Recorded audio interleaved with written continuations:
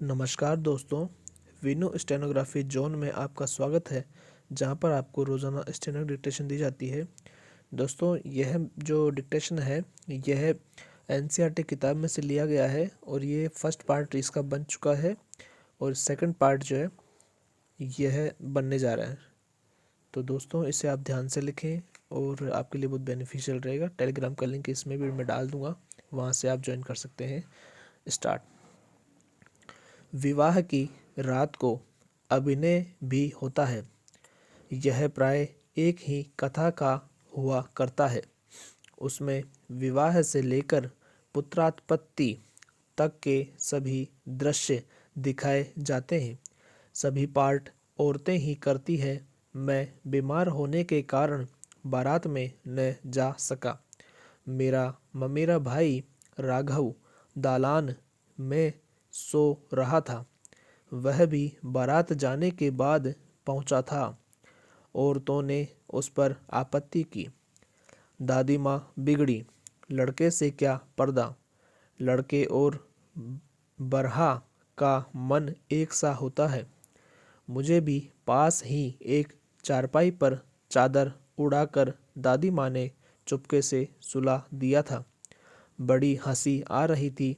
सोचा कहीं जोर से हंस दूं, भेद खुल जाए तो निकाल बाहर किया जाऊंगा। पर भाभी की बात पर हंसी रुक न सकी और भंडाफोड़ हो गया। देबू की माँ ने चादर खींच ली।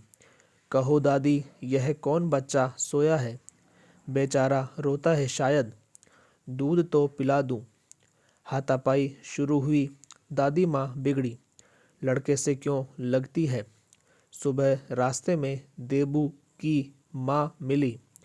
कल वाला बच्चा भाभी। मैं वहाँ से जोर से भागा और दादी माँ के पास जा खड़ा हुआ।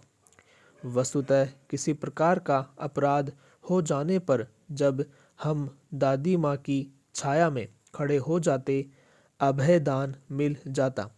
स्नेह और ममता की मूर्ति दादी माँ की एक एक बात आज कैसी कैसी मालूम होती है।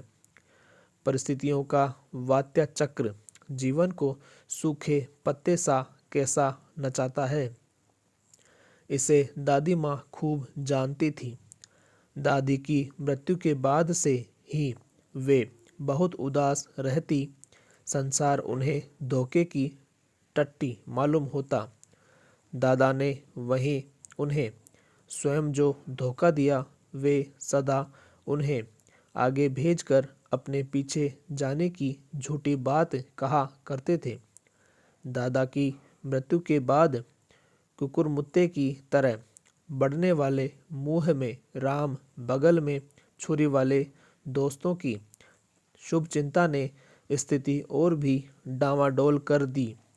दादा के श्राद्ध में दादी माँ के मना करने पर भी पिताजी ने जो अतुल संपत्ति व्यय की, वह घर की तो थी नहीं। दादी माँ अक्सर उदास रहा करती। माघ के दिन में कड़ाके का जाड़ा पड़ रहा था। पछुआ का सन्नाटा और पाले की शीत हड्डियों में घुसी रह पड़ती। शाम को मैंने देखा दादी माँ गीली धोती पहने कोने वाले घर में एक संदूक पर दिया जलाए हाथ जोड़कर बैठी है। उनकी स्नेह कातर आंखों में मैंने आंसू कभी नहीं देखे थे। मैं बहुत देर तक मन मारे उसके पास बैठा रहा। उन्होंने आंखें खोली। दादी माँ, मैंने धीरे से कहा, क्या है रे, तू यहाँ क्यों बैठा है? दादी माँ, एक बात पूछूं, बताओगी न? मैंने उनकी स्नेहपूर्ण आंखों की ओर देखा। क्या है पूछा? तुम रोती थी। दादी माँ मुस्कुराई। पागल, तूने अभी खाना भी नहीं खाया न? चल चल, धोती तो बदल लो। दादी माँ, मैंने कहा, मुझे सर्दी गर्मी नहीं लगती बेटा। वे मुझे खींचती रसोई में ले गई। सुबह मैंने देखा चारपाई पर बैठे पिताजी और किशन भैया मन मारे कुछ सोच रहे थे। दूसरा चारा ही क्या है, बाबू बोले। रुपया कोई देता नहीं, कितने के तो अभी पिछले भी बाकी है। वे रोने रोने से हो गए। रोता क्यों है रे? दादी माँ ने उनका माथा सहलाते हुए कहा। मैं तो अभी हूँ ही। उन्होंने संदूक खोलकर एक चमकती सी चीज़ निकाली।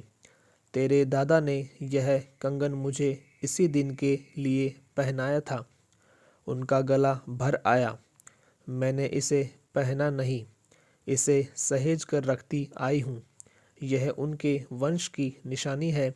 उन्होंने आंसू पोंछ कर कहा। पुराने लोग आगा पीछा सब सोच लेते थे बेटा। सचमुच मुझे दादी माँ शाप भ्रष्ट देवी सी लगी। धुंधली छाया विहीन हो गई। मैंने देखा दिन काफ़ी चढ़ आया है। पास के लंबे खजूर के पेड़ से उड़कर एक कौवा अपनी घिनौनी काली पांखें फैलाकर मेरी खिड़की पर बैठ गया। हाथ में अब भी किशन भैया का पत्र कांप रहा है। काली चींटियों सी कतारें धूमिल हो रही है। आंखों पर विश्वास नहीं होता। मन बार बार अपने से ही पूछ बैठता है, क्या सचमुच दादी माँ नहीं रही? समाप्त।